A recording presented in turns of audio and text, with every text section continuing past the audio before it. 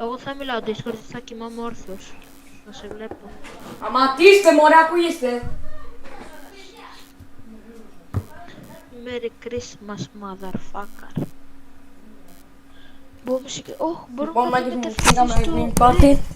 Ακούτε, τι θέλετε να μιλάμε ρε? Μπορούμε να κάνουμε viewing party στο Party Royale. Ναι, ισχύει. Πάμε Party Royale να το δούμε. Να, δεν θα έχει καλή οθόνη. Τι λέτε ρε, εγώ κλείνω άμα είναι. Δηλαδή, πάμε να κάνουμε viewing party στο Twitch. Το Twitch άμα κάτσε.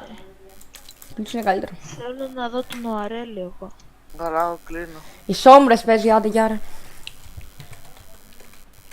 Ποιοι είναι στα FNCS, παίζει ο Κλίξ και οι σόμπρες? Εγώ τώρα θα πάω στο να ξαπλώσω. Πώς λέγεται το Νοαρέλη στο Twitch? Ρέλη. Όχι, κάνει ο Amount stream. Νοαρέλη το βρήκα. Πώς λένε το Νοαρέλη ρε που κάνει stream? Νόα και Χρέλη, πες μας στο stream να δεις. Στο Twitch.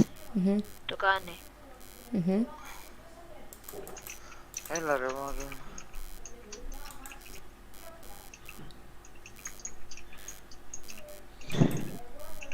Ναι, αλλά δεν κάνει live. Κάνει. Άκυρο, δεν κάνει, ισχύει. Θα μην κάνει. Ναι, δεν κάνει. Χοντρός ο Μπέντζι.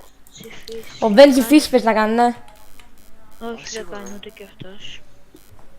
Κάποιον ρε μπρο από εδώ. Για να δω Γιάννη Ζή. Το Fortnite κάνει live ρε.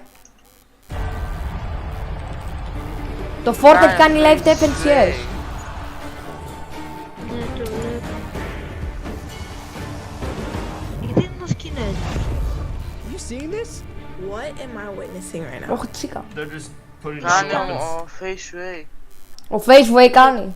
End up going down, so it's not Hellfire and always scram in the bottom right hand corner. We're Εγώ gonna θα δω tune το in with Fortnite Hellfire, ξέρω. doing the tarping, keeping them in front of the zone. We're into the top 7 for Strokey. Does finally end up going down. I don't think I've seen Seti, Cammy, and T go down, so they got yet another top 8 performance going through, but CRR is not stopping. It's another knock on the whistle, but CRR will finally get taken down. That's the 7th place spot for him.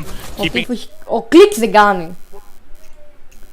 Κλικ βλάκα, οι σόμπρες χωρίσανε και αυτοί οι δύο.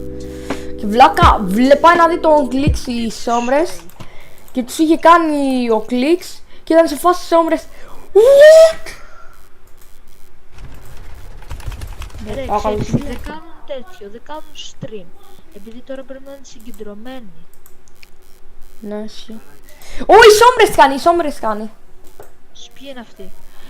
Μια YouTuber που χώρισε με το Κλικ. Δεν είναι FNCS, δεν παίζει FNCS σήμερα. Faceway, ωραία. Τι? Ο Faceway δεν το κάνει ρε. Γιατί μου λέει πως το κάνει και δεν μου αφήνει να δω. Δεν κάνει τα FNCS ο Faceway. Ο Faceway κάνει τέτοιο ρε μάτι. Τότε να δούμε το Fortnite ρε. Τι κάνει viewing party ρε? But enough, Thomas and Queasy just trying to throw their hat one more time. Victor 84 το πήρε. points on the day. A nice 6 elim victory ο Gold Annas και ο Tom We Scott. got one more match. We know who the winner is. Έχει ακόμα ένα μάτς λέει. Ναι ρε μπρο. Bunch of teams between around 5th and 13th who have one more Τι είναι match αυτό to ρε. impact their destiny and their wallets. Yeah, 3rd, 2nd, and 5th all popping off in that game. The winners continue to flex. It'll be cool to not try to get blinded by their fashionable jewelry and everything they're going to have after this win. It's going to be insane. But Ziegler and Reese, right before that last game, talk to us about what we have in store.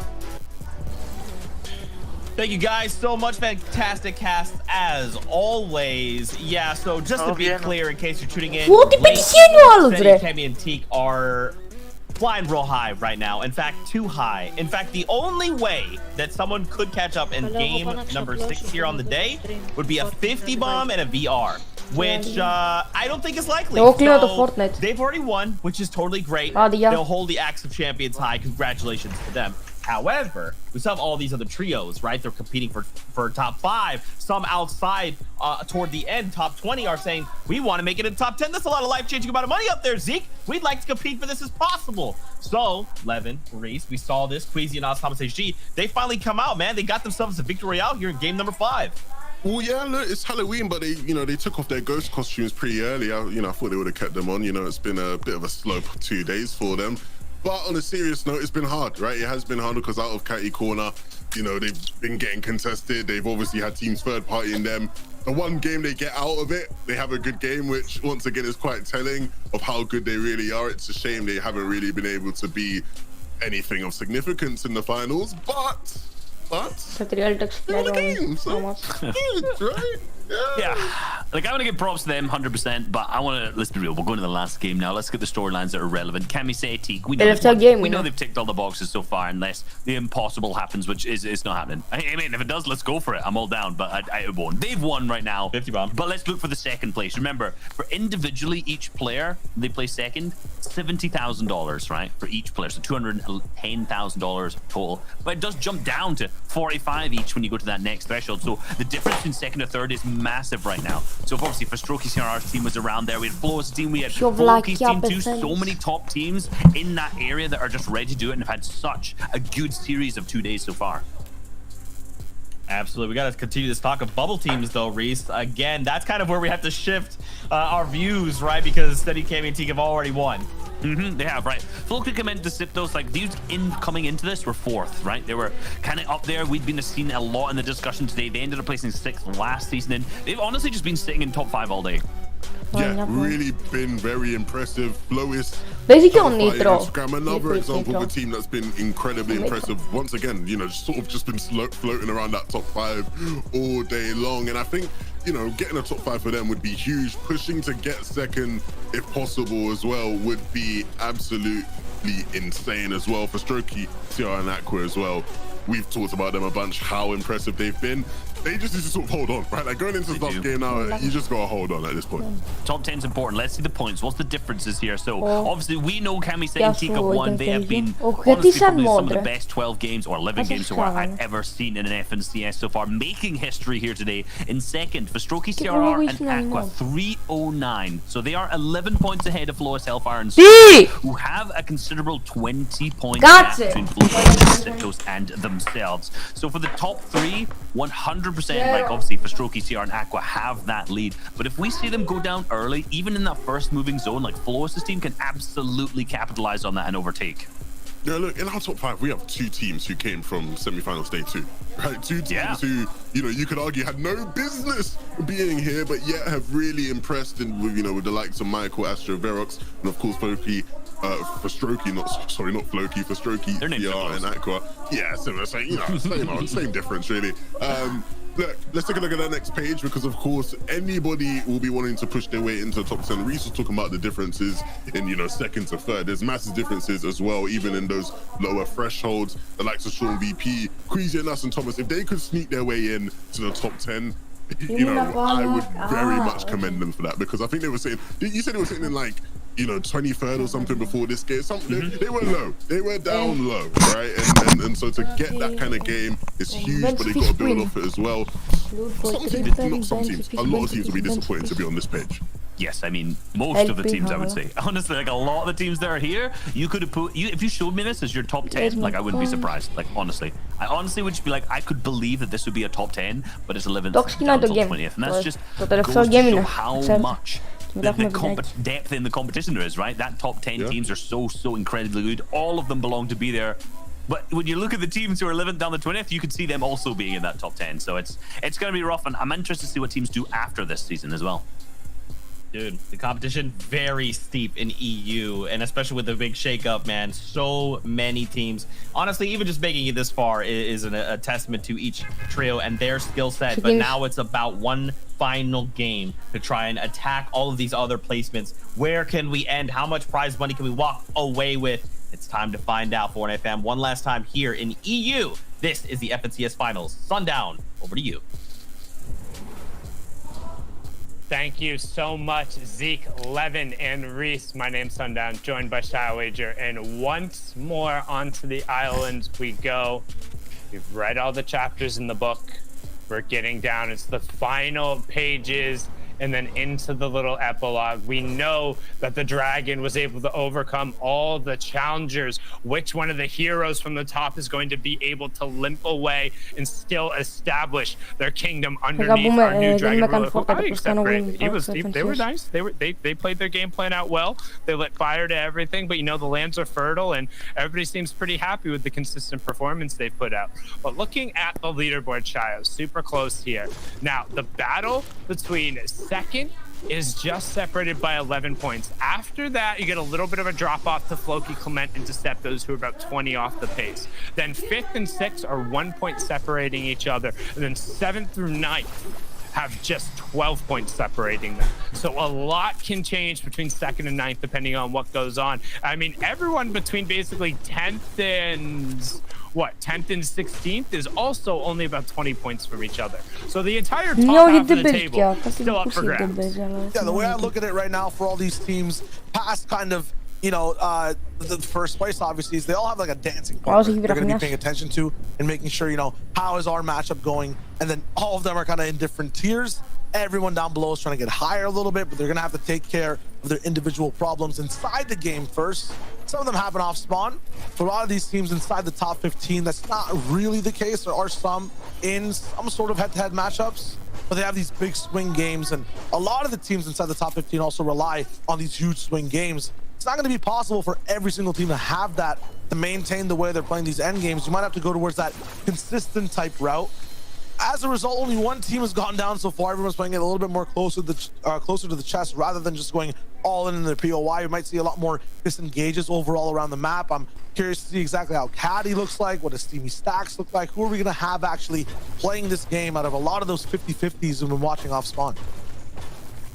And if you're just tuning in now, what's up, Fortnite fam? Thank you for watching and catching the end of the action. And I think a little bit beneficial because our boys across the pond in EU did have, well, most of them jump back to some daylight savings time shenanigans going on. I don't know. I can't tell time. I don't know how any of that works. The only thing that matters is the impact on you, which is you don't have to wait for NA East after this. That show is going to get rolling pretty much directly after this. Reese is going to do his best to just get right on over there, but the action doesn't stop today. After this match, we'll have 6 more over in NA East. We're going to check in with BR, or if you speak any Portuguese, check out the Brazilian broadcast as well. They do a fantastic job catching what is a great region to watch, and then we'll close out the day over on NA West and give out the last 3 of those AXA champions as we tune in down by Camp Cod with Clement, Floki, and Deceptos. Well, hidey hole strat. I'm not sure if something happened last game to warrant this, but maybe they've just been chased by Queasy, Thomas HD the entire time. I'm not sure why they switched up things entirely too. The contesting over Misty Meadows was something has happened in the last 4 minutes of gameplay, and now we find ourselves here. I think Thomas HD understands what's going down in terms of these guys hiding up in this house. Does he? Did the third zone lock in on only Camp Cod Island? Are we basing up here now? What is going on? I think they might be just trying to manufacture a couple other points. We talked about just like trying to get eliminations. I mean, the 6 points could end up being a decent swing. We talked about them needing about, I think they're 20 points off the pace with 31 points. So 6 points, that goes a long way in terms of cutting into that lead, right? If you're able to get the drop on somebody who's not expecting to be there, who's been a little bit looser in their looting paths, that's generally worth, but I'm not sure that's necessarily going to be the case. As you see, Benji does end up getting the knock onto Malibuka with Mustache being down, and Chizo is going to do what we always talk about, try and get the disengage out, but he's heading directly towards another team, which you have to be very careful about rotating towards the north side, and he has to know. He just saw that tree get broken down. He's not going towards the team. He's trying to hit that pool again. Take some ramps up, right? Chill in the water for a hot minute. He's on vacation. I'm not sure if they heard that glide, though. Might just ruin things completely. This is not the lifeguard you're going to want on duty. Slove rolling in. Switching up his drop again from the start of the day. They were at the middle of the map, had a lot of favorable zones, didn't go too well, and now are looking at maybe investing in some retail property up in the north. Meanwhile, Clement, Deceptos, Floki, Thomas Ishi, and Squeezy. The most interesting thing about this is that, like, everyone's full shields. I guess Clement might have taken some damage and used them, which is why he has missing inventory slots. But like now there's a third team coming in. Or maybe a fourth. I can't count all the different colored arrows. There's at least 3 here. What? It's analyzed squeeze. They don't want to let the fight get away. We're talking about the difference in points. Definitely want to get aggressive. Definitely want to have that difference, especially if it's this isolated and free. I mean, a good fight for everyone, but if everyone's involved, it's a bad fight for everyone, no? Bad fight for everybody except the winner, depending on the circumstance, right? Like all these teams could use the points. We talked about how close the leaderboard is. I mean, the rotation out of here though is so tough, right? It's just so much change in verticality to not really and ever even out. Like it's so much less tall on the opposite side once you get on that mountain, that dropping down and committing over here is a lot. And when there's a team on either angle, when you're the team underneath, you now don't get a whole lot of decisions. You basically have to wait for the team above to do something, and what they're going to do is they're going to launch pad away, but I don't think they realize they're launch padding directly into another ambush. Doesn't know exactly how that fight's going to go. They're going to hear the bullets actually real now, so I'm not sure if the game plan. Γιατί πρέπει να κάνω και ένα βίντεο. Αυτά, οπότε θα πούμε στις άλλες στριμάγες μου αύριο.